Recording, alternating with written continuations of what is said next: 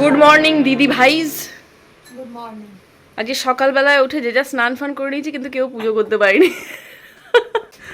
দুজনের কেউ পুজো করবে না, আজকে ছেলেরা পুজো করবে। কি জ্বালা, সব লাইন। হ্যাঁ, শাশুড়ি বলতো না, সব লাইন দিয়েছে, সব লাইন দিয়ে দিয়েছে। যাই হোক, আজকে আমাদের এখানে চা হচ্ছে। সকালে উঠেই প্রথমে চা খেয়ে আগে এনার্জি প্রাপ্ত হব, তারপর অন্য কিছু করব। সকালবেলা উঠে আপনারা ভাববেন যে আমি লিপস্টিক লাগিয়ে দিয়েছি, না, এটা হচ্ছে লিপ বাম। ঠিক আছে, বিটরুট লিপ বাম, প্রিয়াজ ন্যাচারালের। এটা ভালো, এটা ঠোঁটের যে পিগমেন্টেশনটা আছে না, এটা মানে কমাতে হেল্প করে। যাদের পিগমেন্টেশন আছে, আমার তো একটু আছে ছোটো থেকেই, তো সেই জন্য।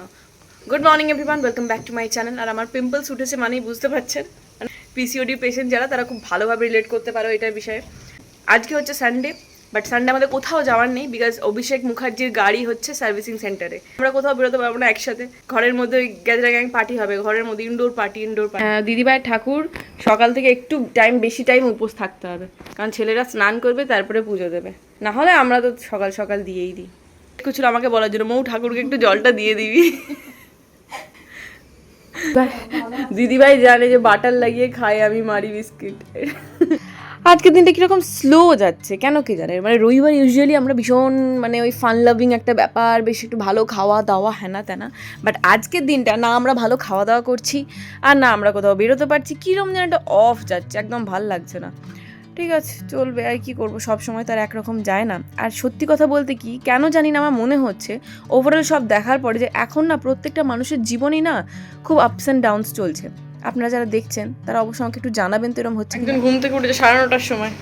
কোথায় পালাচ্ছিস? মুখটা না দেখিয়ে কোথায় পালাচ্ছিস তুই? হ্যাঁ, এখানে দিদিভাই আজকে করছে নিরামিষ চাউমিন। আমাদের বাড়িতে এখন ওই কথাটাই খুব শুনতে পারবেন। আগে যদিও বা ডিম ফিমে কিছু ভাবতেন, কিন্তু তোমরা একটু ডিম ছড়িয়ে নিতে পারো দিদিভাই ভেজে। আমার নিরামিষ চাউমিনটা বেশি ভালো লাগে খেতে, আদা দিয়ে গোলমরিচ দিয়ে। হ্যাঁ। ও দিদিভাই এখানে সমস্ত সবজি টবজি কাটছে, গাজর, এখানে আলু কাটা হয়ে গেছে, ওখানে চাউমিন সেদ্ধ করা হয়ে গেছে। বেরিয়েছে হচ্ছে বাইরে, টুকটাক যা সংসারের জিনিসপত্র শেষ হয়ে গেছে। এই রবিবার দিনটাই তো দিন যেদিনে সব নিয়ে আসবে। দাদাভাই গেছে, জিনিসপত্র নিয়ে আসবে, আর তারপরে আমরা একসাথে সবাই মিলে আজকে ব্রেকফাস্টটা করবো। আর খুব আনন্দের সহকারে করবো, কারণ আজকে আমাদের দুপুরবেলা রান্না কোনো ঝামেলা রাখছি না। দিদিভাই বলছে কী খাবি কী খাবি, বলছি আজকে প্লেন আলু পোস্ত আর ডাল করে দাও, সাথে একটু চাটনি, ব্যাস, আর কিচ্ছু লাগবে না। দাদাভাই বলছে হ্যাঁ তুমি এখানে আলু পোস্ত ডাল খেতে এসছো? আমি বলছি এখানে খেতে এসেছি, তোমাকে কে বললো যে খেতে এসেছি?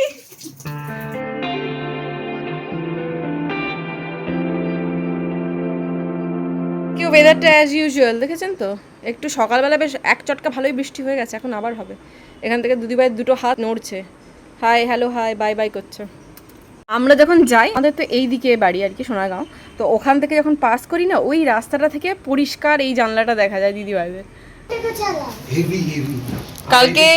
কালকে নদী খায়নি, পিৎজা খেয়েছিল বলে আজকে ও খাচ্ছে সকালবেলায় আলুর পরোটার ফেভারিট আলুর পরাঠা। দিদি বললো নিরামিষ চাউমিন করো, বললাম হ্যাঁ, গোলমরিচ দিয়ে আদা দিয়ে যে প্লেন সাদা চাউমিনটা হয় সেটাই করো, আলু তো থাকবেই অবশ্যই। তো দিদিভাই সেরকমই করছে। এর মধ্যে না আমরা সস দিয়ে খাই না, প্লেন সাদা চাউমিনটা খাই। অবশ্য এর মধ্যে ওই টিপিক্যাল কুমড়োর সসটা দিলে, মানে কুমড়োর যেরকম কালারটা হয় তার সাথে শসা কুচি পেঁয়াজ কুচি দিলে খারাপ লাগে না, রোড সাইড চাউমিনের মতো লাগে। কেমন লাগছে নদী? ভালো লাগছে আলুর পরাঠা। তুই তো চাউমিন খেতে পছন্দ করিস না, ওই জন্য আমি বললাম আলুর পরোটা দিয়ে দাও। কি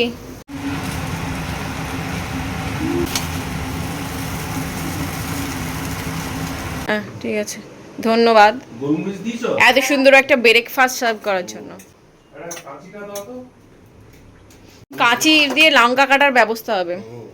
আমি হচ্ছে যে একদম লঙ্কা খাই না, আর এই বাড়ির প্রত্যেকে হচ্ছে গাদা গুচ্ছের লঙ্কা খায়। না আমি অত পারি না। তাহলে তুমি খাও? হ্যাঁ খাই। আমি একদম খাই না, আমার কেন জানি কাঁচা লঙ্কা খেলি না, গলার কণ্ঠনালীটা সঙ্গে সঙ্গে টিক করে ওঠে পুরো। আমার ঝাল একদম পছন্দ নয়, আমি ঝাল ছাড়া সব খেয়ে নেবো ভাই। খাবি? 1 চামচ খাবি চাউমিন? টেস্ট করে দেখবি? এখানে বসে বসে দিদিভাই আমি পুজোর গল্প করছিলাম, লাইক পুজো তো কী হবে না হবে। এবারে তো ধরুন আমাদের পুষ্পাঞ্জলি দেওয়া, ঠাকুর ধরা, কোনো কিছুই চলবে না। তো সেই জন্য আমরা কি অল্টারনেটিভ ব্যবস্থা করবো, এখানে থাকবো না কোথাও বেরিয়ে যাব ঘুরতে, বুঝতে পারছি না। কারণ এখানে থেকে মাকে ছুতে পারবো না, খুব খারাপ লাগবে ব্যাপারটা। আর এবারেই হচ্ছে পুজো 5 দিন, ভাবতে পারছেন?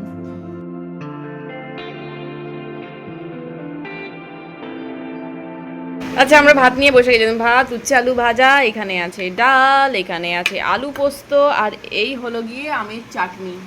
চাটনি। আমি আর দিদিভাই বসছি, বাকি সবারই খাওয়া হয়ে গেছে। বাবানের ইনভিটেশন আছে, বাবান গেছে পাশের বাড়িতে খেতে। বাবা এখন আমাকে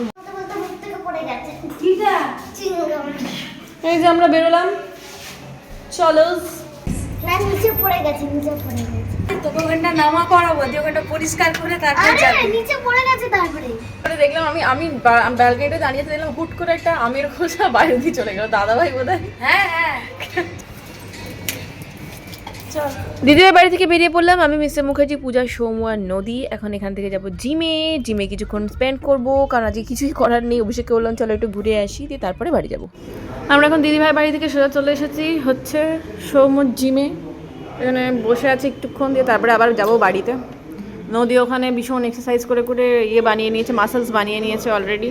আমার মেয়ে এক্সারসাইজ করে ফাটিয়ে দিচ্ছে দেখুন। ওফ, যা বডি বানাচ্ছে ও, আজকেই পুরো একদম মালাই কারোড়া হয়ে যাবে। নদী যেটুকু বডিতে লেগে আছে ওটাও বেরিয়ে যাবে। আর এত এক্সারসাইজ করিস না তুই।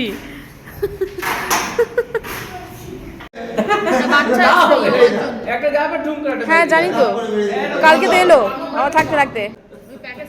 ভালো লাগছে, কিন্তু এটা একটু স্পেসটা তোমার লাইট গুলো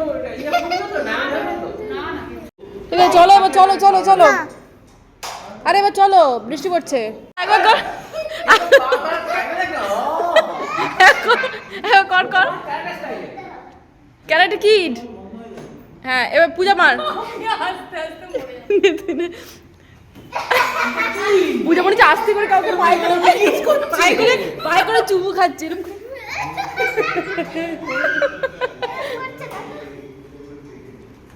না ওরকম পুরো নাচের ভঙ্গি বলছো।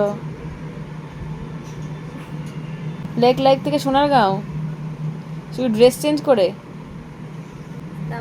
আমি লেক লাইফের ড্রেস পরে নিয়েছি নাইটি, আর দিদিভাই আমার ড্রেস পরে নিয়েছে এখানে এসে। শুধু এটাই ডিফারেন্স।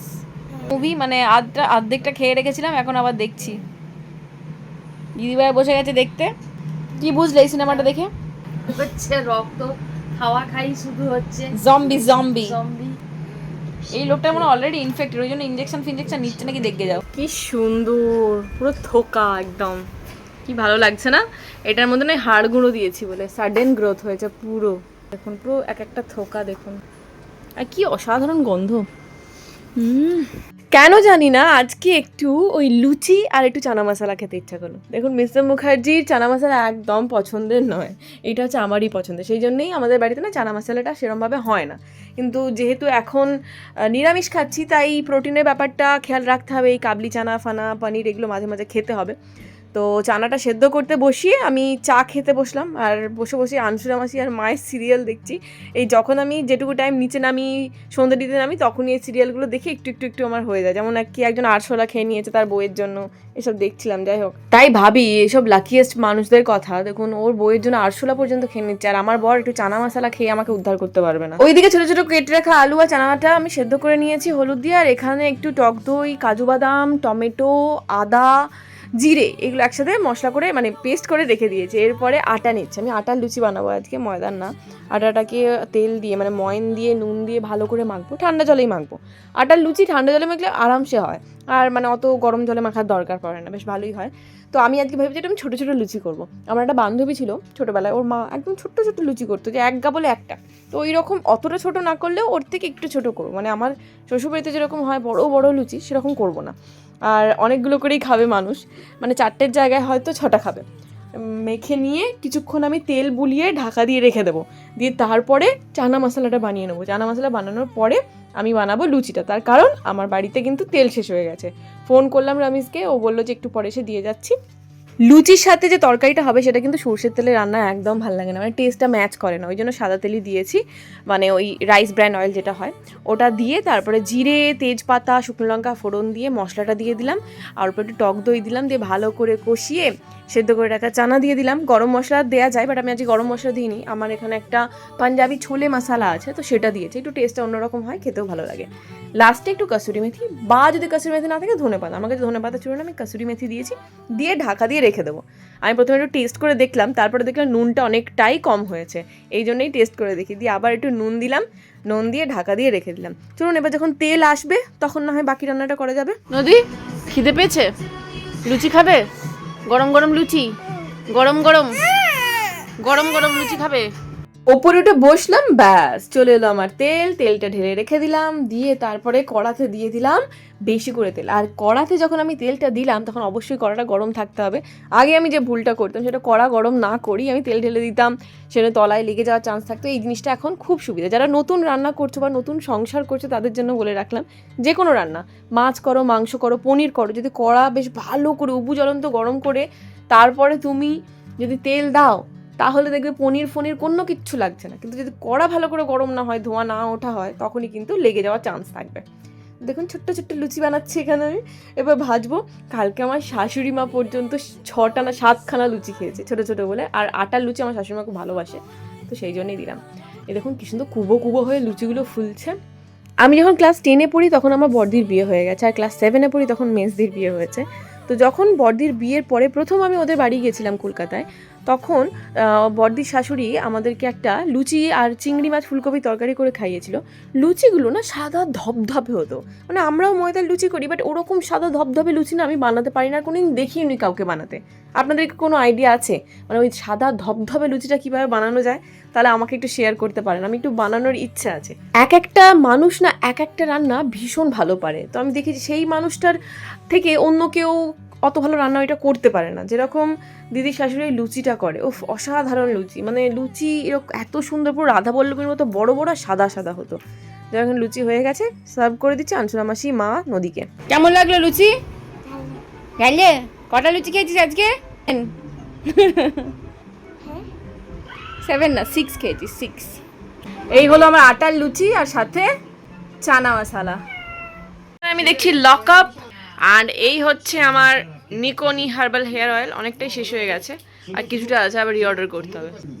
আর এবার ঝগড়াটা শুরু হবে খাওয়া নিয়ে। দেখুন খাওয়া নিয়ে ঝগড়া, সত্যি খাওয়ার ব্যাপারে এসে গেলে ঝগড়া তো হবেই হবে। খাওয়ার জন্যই তো সব বলুন লাইফে, খাওয়া ছাড়া আছে কি? একটা জিনিস দেখাতে আপনাদের ছাদে নিয়ে এলাম, এই দেখুন জুঁই ফুল ভর্তি হয়ে গেছে আবার টবে, কি সুন্দর লাগছে তাই না? আর এটা নতুন ব্রাঞ্চ বেরিয়েছে এই ওপরেরটা। ফুলের সিজনটা কমে গেলেই আমি এটাকে কাটিং করে দেবো। কাটিং করলে কি হবে, ঝাঁকড়া হবে আর ওপরের দিকে বাড়বে না বা লতিয়ে উঠবে না। আর এই দেখুন অপরাজিতা কোথায় উঠেছে, এই যে এই যে এই যে এই যে ওপরে উঠে গেছে একদম টঙে। এবার এই তার ধরে ধরে বাইবে।